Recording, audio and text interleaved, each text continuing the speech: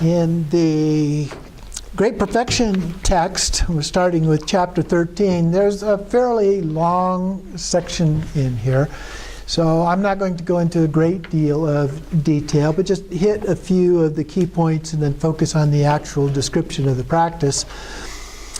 But it does start off here in the beginning talking about listening to the teachings with the correct motivation. And it says, think to yourselves, I must swiftly bring all the infinite number of sentient beings, each of whom has been my very own mother, to the state of unsurpassed, perfect, and genuine Buddhahood. To this end, I will apply myself to these teachings on the extraordinary and essential instructions that directly point out the profound and true nature. The profound instructions on the key points that lead to liberation. And then the next paragraph, the attainment of the state of perfect Buddhahood and complete omniscience depends upon a guru, a spiritual teacher. So we do need to have the motivation, and we do need the help of our teachers in order to help us achieve these things. And then there is a section here, it mentions talking about some of the masters of awareness, and this chapter has two stories, one about Korde Rushen and then the other one about Sri Simha. And so those are in this text. But then we get on page 103 to searching for the mind. And so that was that first question that we were talking about in Yeshe Lama. And so from the Tantra of Penetrating Sound here, it says, where does the mind come from? That's referring to that origin piece. Where does it stay and where does it go? So the abiding and the going or departure part. If these three questions are investigated, the mind will be trained and its true nature understood. So then to start, investigate the mind's point of origin. What we refer to as awareness and mind is in constant motion, like the wind. Where does this shifting awareness first come from? Does the mind come into being from the point of existence or non-existence? Does it arise from appearances or from emptiness? Does it originate from the external universe or the beings that inhabit it? So you can see the similarity in terms of the questions. I think these are a little more clear than the ones in Yeshe Lama, but you get the same idea. You wonder whether or not the mind arises from some particular thing made up of the four external elements. If you look for that, you can break everything down into tiny particles. You won't find anything. And then you get the idea that it arises from inside your body. So you can't find it outside, you look inside. Search through each part of your body. Can you find it? On the other hand, if you think it arises from the state of emptiness, can you find some place that it arises from? Yet, if it comes into existence from appearances, what do you actually observe? Investigate the mind that you are searching for and then turn your attention back to the mind that is doing the searching. You will then behold the mind in its original state and see that it has no identifiable essence at all. Until this has actually come to pass, repeat this process over and over. So in the basic Vipassana practice that we did, we were looking at self and other phenomena and the emptiness of those. And here, the focus is on the mind. Okay? That's really the most significant difference in terms of what we're looking at here. And then the second part is investigating mind's presence. So we have the coming and then the abiding. So the abiding part is the essence of this awareness, aware consciousness present in external universe or in the beings that inhabit it. Where does it sit when it abides? What part of the body is it in? And if not there, where else might it be? What shape, color, function, essence is there?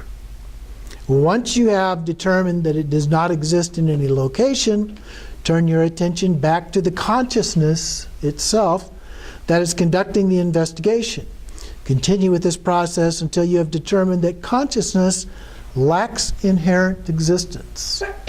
It lacks the partlessness, the independence, the interdependence, the permanent aspects.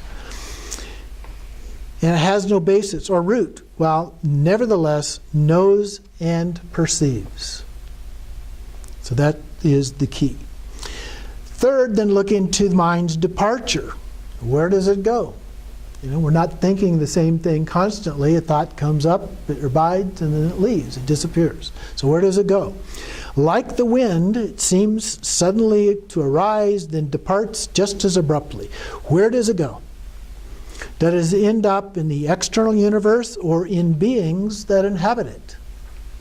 Does it end up in appearances or emptiness, existence or non-existence, or some other condition?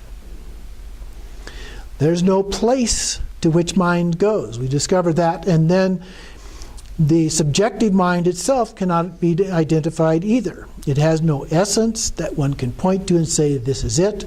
There's no place where it goes, nor is there a mind that goes somewhere. So continue this process until you have determined that empty awareness neither comes nor goes. This serves an ordinary function, a supreme function, a sublime function. Those three. The ordinary sense is to reverse any intense clinging one might have to the ordinary mind, as well as purify mental negativity and pacify obstacles. The supreme function is to keep the mind from becoming involved in samsara and bring it to a state of liberation, inseparable from Dharmakaya. And its sublime function results in the mind becoming inseparable from the enlightened mind of all the Buddhas, which will bring about the infinite range of benefits for other sentient beings.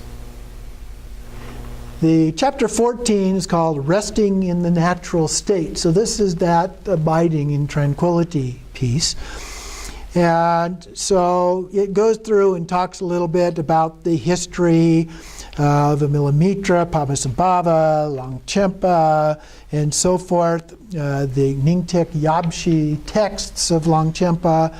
And then there's a section here on the liberation of Padmasambhava, gives a little bit of his story as a part of this, and a little bit of his relationship to some of those other individuals, as well as Yeshe Tsogyal. And then it talks about the practice part of resting in the natural state. And first there are two divisions, the main practice and then the revitalization that we referred to in the other text. So the main practice is further divided into two parts. So you, first of all, from the clear expanse, disturbances of body, speech, and mind and elements are released by resting in the natural state. Once you become worn out by practicing the physical, verbal, and mental preliminaries, you should rest. And down at the bottom of the page, relax and let the three gates rest in their natural state. Continuing on the next page, the top, focusing your mind one-pointedly on whatever manifests, whether samsaric or virtuous. This will bring about a fundamental transformation of those thoughts, turning the conceptual into the non-conceptual. This on 116. If you forcibly block your thoughts, it will make your mind restless. It will hinder the state of concentration from arising. So you want to let this happen by itself, by resting in the state. If you kind of push it, if you force it, you're creating a barrier, an obstacle for yourself. Last paragraph on page 116, the separations of samsara and nirvana and other practices taught earlier address the coarse fixation perceptions associated with ordinary appearances, habitual tendencies, and so forth that arise so readily in the mind. Kind of experiences that we normally have day to day. Next, the inner separation, sealing, advanced training, and other practices are used to rein in the more subtle elements.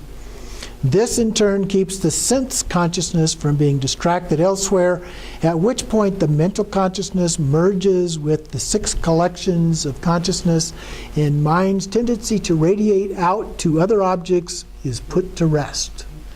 So you lose that focus on other things and focus on mind itself, consciousness. In the next step, the conceptual mind is not directed towards the 6 objects that serve as focal points or the unconditioned phenomena associated with them. Rather, one settles in the natural state without forming any concepts concerning appearance and emptiness, certain things that need to be eliminated, remedies that eliminate them, or anything else. All of those things that we do in other forms of practice.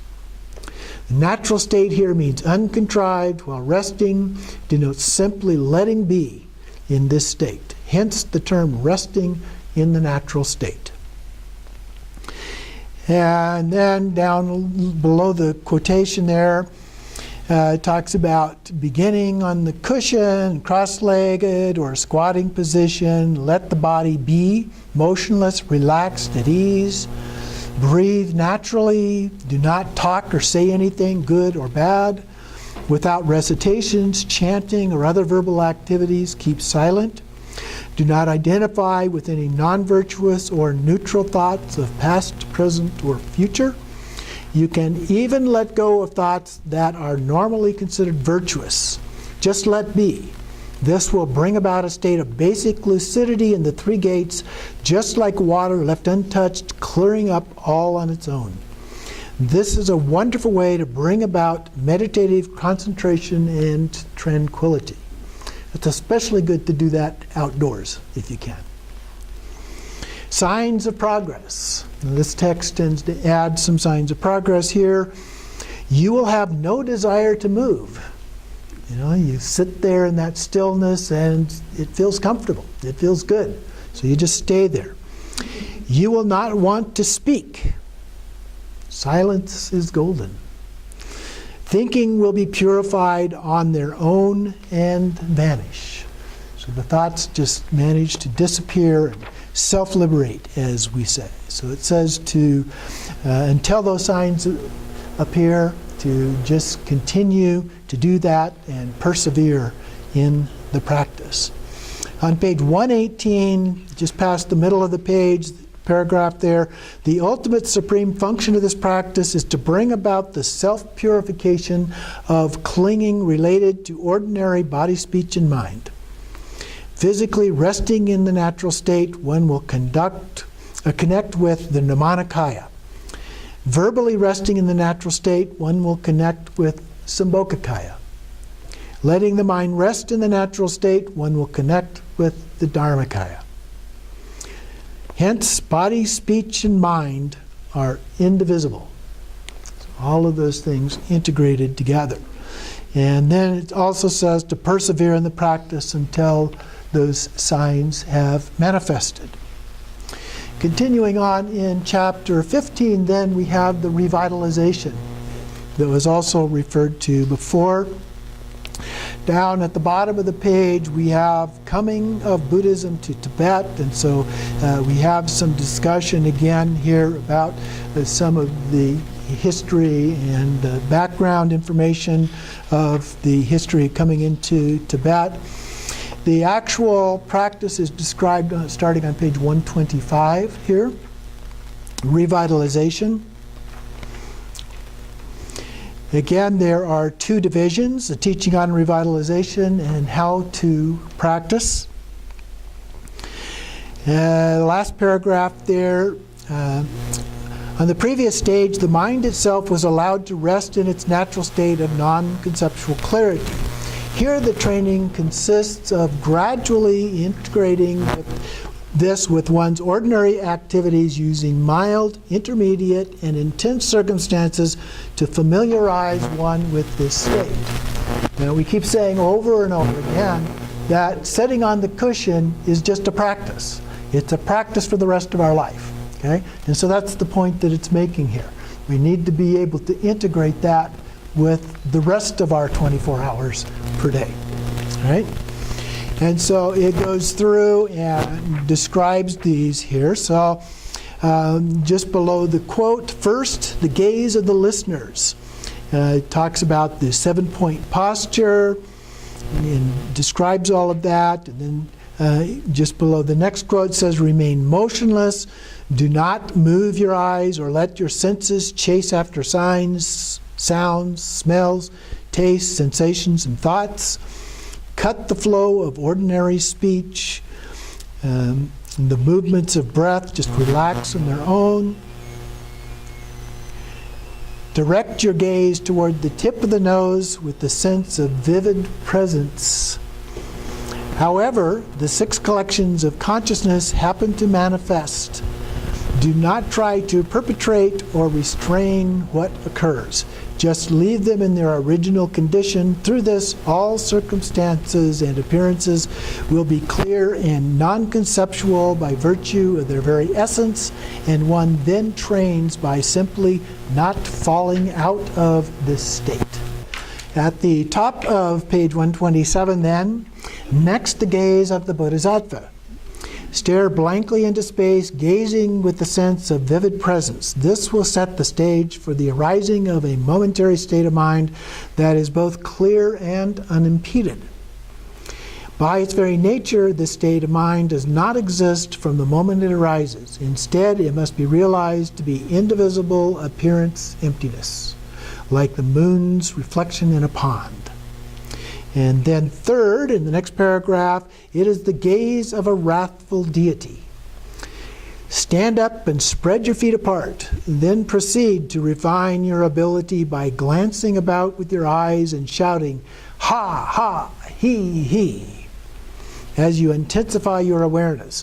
Like a wave dissolving back into the ocean, with this approach you will be training in the realization of that which is self-occurring and self-manifest, that which is free of elaborations and need not be altered.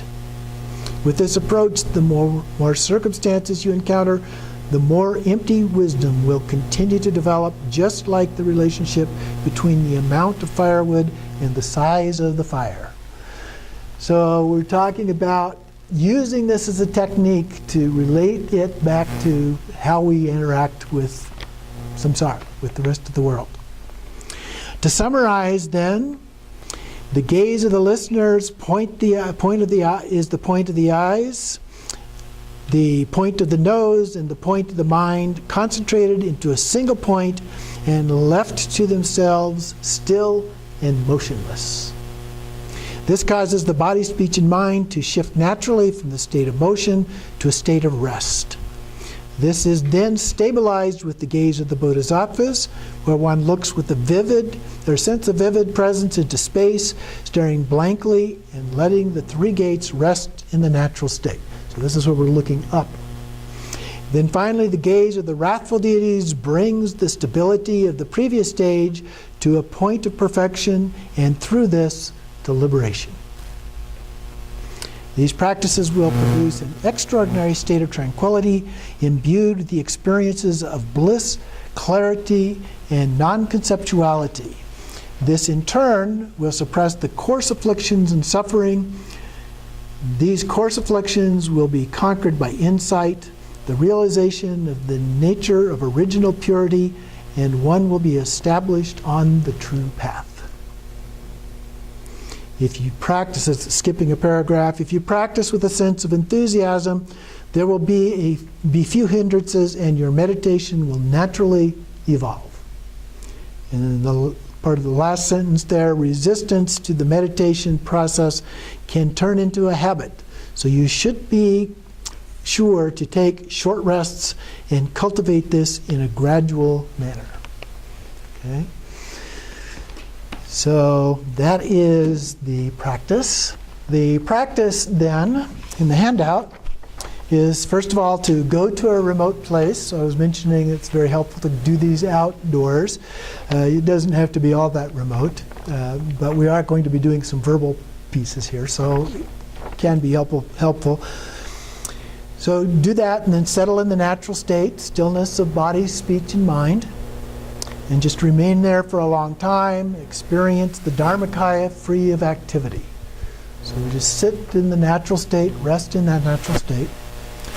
And then, sitting in the meditative equipoise, gaze 6 feet in front of you with a sense of limitless consciousness.